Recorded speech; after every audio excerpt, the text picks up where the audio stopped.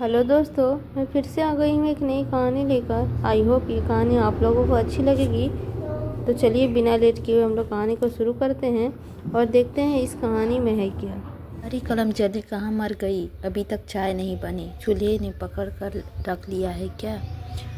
चाची की आवाज़ सुनकर गिलास में चाय डालती छवि के हाथ से हल्के से कापे चाय उसके हाथ पर गिर गई। चाय उसके हाथ से उठाई और चाचा चाची को देने के लिए चल दी। 2 घंटे से चाय बना रही है, अब लल्ला का दूध भी तैयार रख उठता ही होगा। और टाइम पर नज़र रखा कर, तेरे चाचा जी ने काम पर भी जाना है। नाश्ता कब बनाएगी, कोई काम सही समय पर करती है क्या। चाची चाय पकड़ते हुए बोली। चाचा चुपचाप हमेशा की तरफ फ़ोन में बिजी थे। उसने आकर जल्दी से गैस पर एक तरफ सब्जी रखी और दूसरी तरफ रोटी बनाने लगी। उसका कनीज संजय उठ गया था। वो जानबूझकर उसके आगे पीछे घूमता ताकि उसे झाड़ू लगाने में देर लगे और उसकी माँ से डांट पड़े, पर वो कुछ नहीं करती थी। सारा काम करके वो स्कूल के लिए तैयार हो गई। बस एक स्कूल ही था जहाँ जाने को इसे जल्दी रहती थी। वो राजस्थान के एक छोटे से शहर में रहते थे।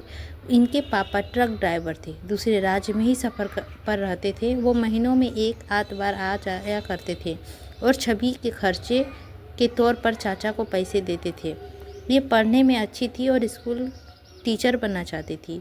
इसने 12वीं के पेपर दे दिए थे, रिजल्ट आना रहता था। फिर एक दिन इसे हॉस्पिटल से फ़ोन आया कि इसके पापा का एक्सीडेंट हो गया है। चाचा चाची के साथ हॉस्पिटल पहुंची तो वहां पापा की जगह पापा की लाश मिली। वही लाश पर एक अमीर बुढ़ा खड़ा था। वो पापा के पास आकर रोने लगी, जबकि चाचा चाची उस बुढ़े के साथ बातें करने लगे। फिर चाचा उसके पास आए और बोले, बेटा वो तुझे बुला रहा है। उसकी कार को बचाते हुए भैया का एक्सीडेंट हुआ। वो चाचा के साथ उसके पास गई। वो बोली, मुझे माफ़ कर दो, मेरी वजह से आज तुमने अपने पापा खो दिया। तुम्हें क्या चाहिए बोलो, मैं कुछ भी दे सकता हूँ। जी मुझे कुछ नहीं चाहिए, कहकर वो अपने चाचा के पास वापस चली गई। उसे पता नहीं था कि उसके कार के बैठने के बाद उसकी चाची ने उससे पैसा ले लिया था। फिर उसके पापा के मरने के 2 महीने बाद उसके चाचा चाची उसे नौकरी लगवाने को कहकर शहर ले आए और वहाँ एक होटल में उसे एक बूढ़े आदमी को सौंपते हुए बोले, लीजिए ये अब आपकी है, आप जो भी कहेंगे वो करेगी।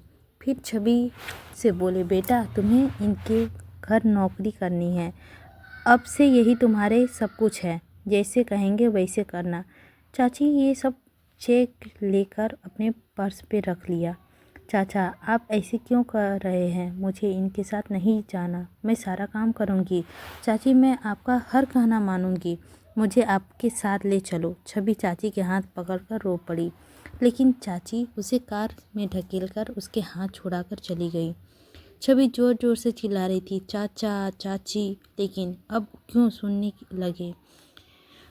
उन्हें तो सुनाई ही नहीं दे रही थी, क्योंकि उनके पास पैसे जो मिल गए थे। चुप हो जाओ, चिल्लाने से कोई फ़ायदा नहीं है। जिन्हें तुम इतना रो रो कर बुला रही हो ना, वह तुम्हें हमारे मालिक को बेच गए हैं। मैंने खुद उन्हें चेक दिया है, उन्होंने खुद माना है कि अब तुमसे कुछ लेना देना नहीं है, उस बुढ़े ने कहा। रोते रोते वह सो गई। उसे पता ही नहीं चला कि कब वो अहमदाबाद पहुंची। कार के रुकने से उसकी आंखें खुली।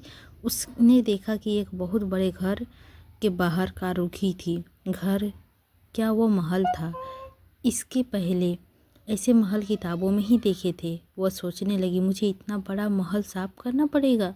उसने कभी अपने लिए सोचा ही नहीं था। हर दुख बस झेलती चली गई थी और उसे ही अपनी किस्मत समझ ली थी।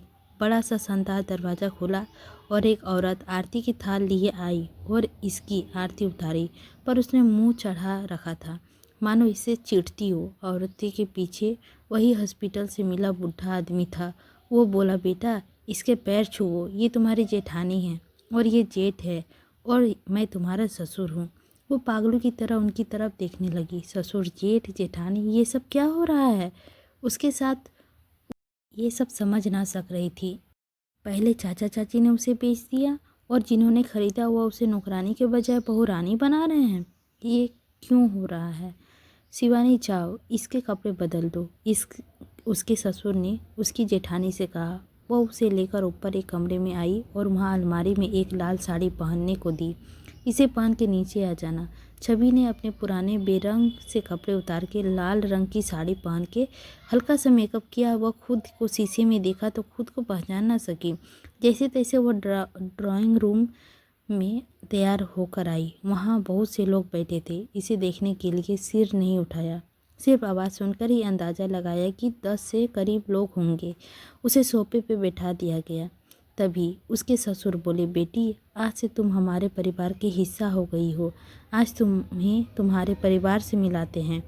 फिर एक हैंडसम सा लड़का आया। छवि ने बैठते वक्त उसे देखा था। ये गोरा चिट्टा और बहुत ही हैंडसम था। छवि को लगा कि ये उसका पति होगा, लेकिन इस लड़के के माइक उठाया और सबके बारे में इसे बताने लगा। तो मैं हूँ इस घर का सबसे छोटा सा बेटा हर्ष।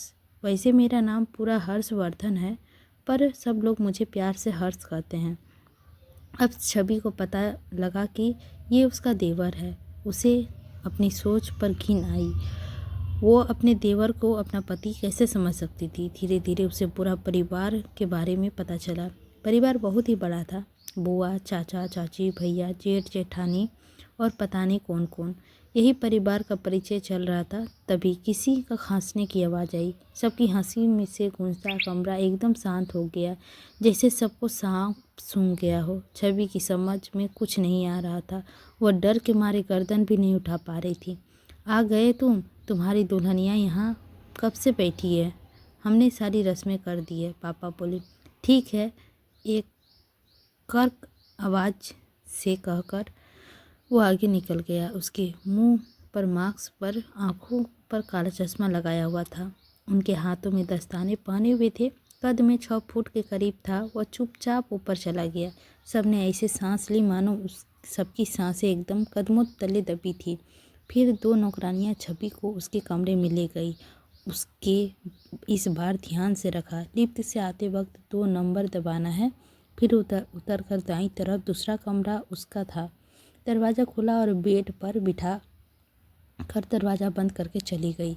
वो बेड पर बैठी इंतज़ार करती रही। वह सोच रही थी कि कैसा इंसान होगा जिसके आने से सारा घर वाले शांत हो गए। उस आदमी ने उससे शादी क्यों की और इस तरह खरीद कर? क्या उसने चुपके से उसे पसंद किया था या कोई बात और थी? उसके मन में बहुत सारे सवाल चल रहे थे मन में, जिसके जवाब सिर्फ वो इंसान दे सकता था जिसे उसका पति कहा जा रहा था। सारे घर पर उसके पति का रौब चलता था। इस बात को सोच के वो और सहम गई। पता नहीं वो कितने सवाल पूछ पाएगी या नहीं।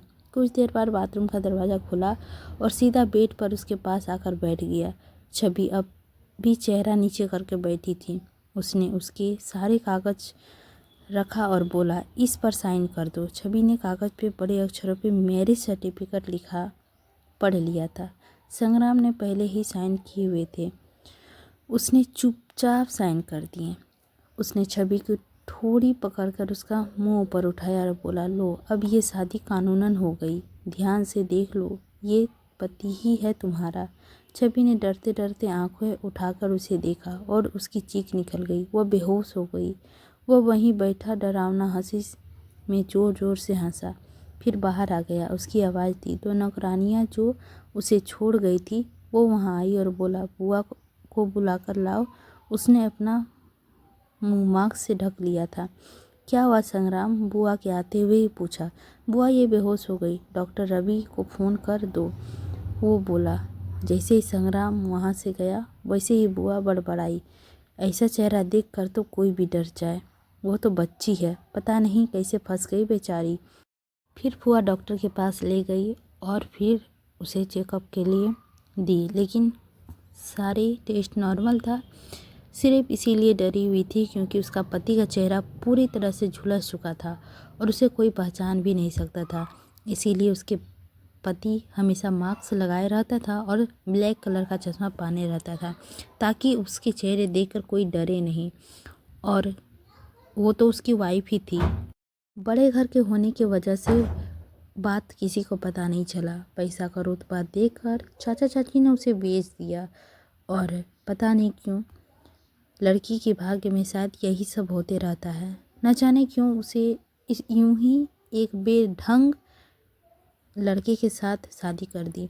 सारे चीज़ काबिल थे लेकिन शक्ल से बिल्कुल भी अलग था।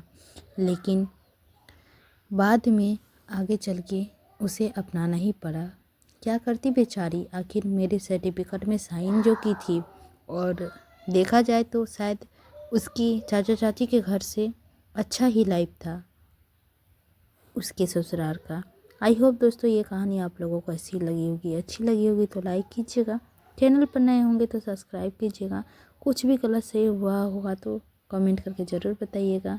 आई होप दोस्तों आप लोग सब्सक्राइब ज़रूर कीजिएगा। Thank you, bye bye. मिलते हैं अगले कहानी में।